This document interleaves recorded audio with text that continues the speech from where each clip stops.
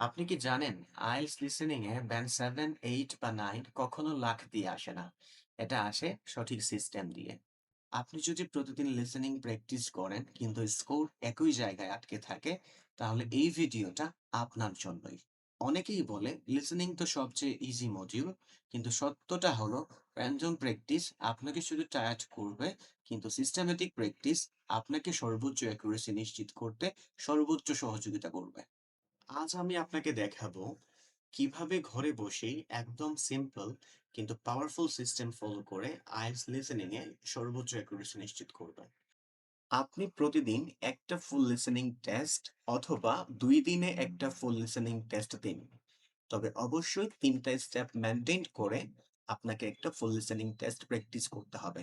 Step 1, প্রথম স্টেপে এক বসাতে অডিওতে কন্ট্রোল না রেখে আপনাকে একটা ফুল লিসেনিং টেস্ট দিতে হবে। স্টেপ 2, টেস্ট শেষ হলে 5 থেকে 20 মিনিট পজ নিন। এবার শুরু করুন সবচেয়ে ইম্পর্টেন্ট পার্ট, অ্যানালাইসিস। অ্যানালাইসিস করার সময় প্রথমে আগে আপনাকে ট্রান্সক্রিপ্টটা ভালো করে শুরু থেকে শেষ পর্যন্ত পড়ে নিতে হবে। নিউ ওয়ার্ডস গুলো কালেক্ট করতে হবে আপনার নোটবুকে।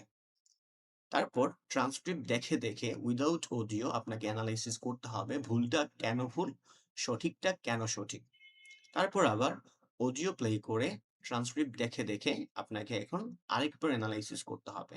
এ পর্যায়ে আপনাকে তাদের টোন, এক্সপ্রেশন, অ্যান্সার সিগন্যাল এগুলো ফলো করতে হবে। স্টেপ 3, দিনের সব কাজ শেষ করে ঘুমাতে যাবার আগে একই লিসেনিং টেস্ট আবার দিন। হ্যাঁ, কিছু আনসার মনে থাকবেই, তবুও রিটেক নিন। কারণ এই সময় এক্সপ্রেশন, টোন, অ্যান্সার সিগন্যাল সবকিছু আপনার কাছে আরো ন্যাচারাল লাগবে।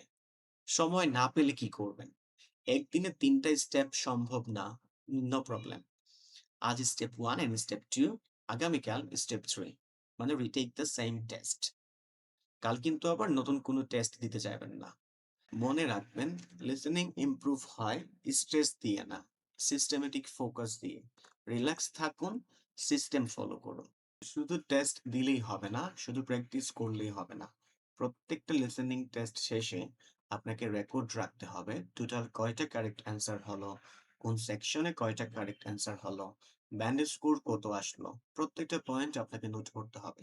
যেমন আজকে আপনি ক্যামব্রিজ 11 টেস্ট 1 দিয়েছেন, আপনার টোটাল কারেক্ট অ্যান্সার কয়টা হয়েছে, সেকশন 1 এ কয়টা হয়েছে, 2 তে কয়টা হয়েছে, 3 তে কয়টা হয়েছে, 4 এ কয়টা হয়েছে, ব্যান্ড স্কোর কত আসছে। প্রত্যেকটা পয়েন্ট আপনাকে নোট করতে হবে।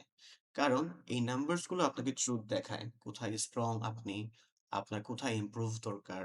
এবং মনে রাখবেন সবসময় স্টেপ 1 নোট করবেন। আপনি যে আবার রিটেক নিচ্ছেন সেটা নোট করার কোনো প্রয়োজন নেই।